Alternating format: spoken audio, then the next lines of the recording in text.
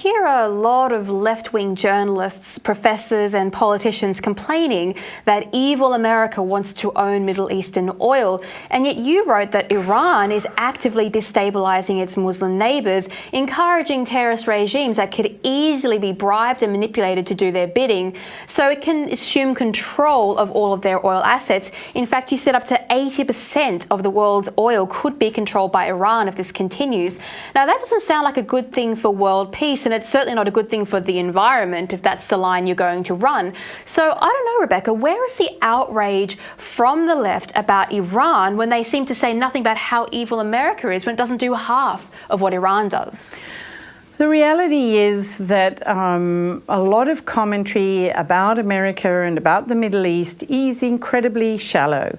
The threat that Iran poses increasingly is well known to anybody in Israel, well known to sort of thoughtful people who study the Middle East.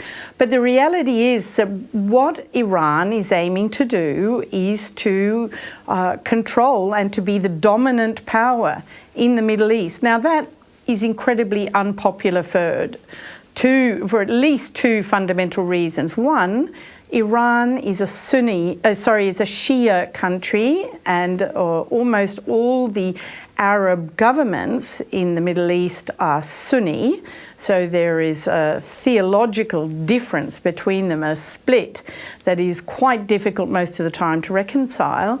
And secondly, Iran is a Persian country, not Arab.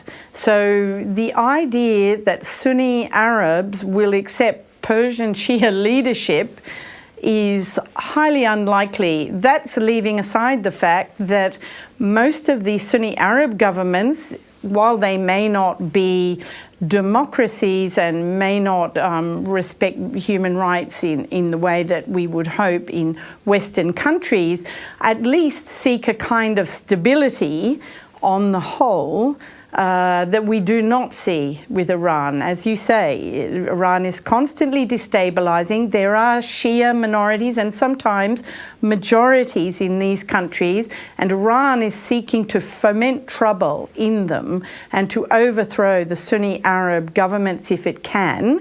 And its vision is to create what's called the Shia crescent. Crescent obviously is the most powerful image in Islam, the crescent moon, and this crescent would stretch all the way from Lebanon, Syria, Iran, Iraq to Yemen, and right through, as you say, up to 70%, 80% of oil-producing nations in the Middle East. So it's quite a frightening prospect. On top of that, we probably don't have time to go into it, of course, but Iran is on the threshold of becoming a nuclear power. What could possibly go wrong, Alexandra?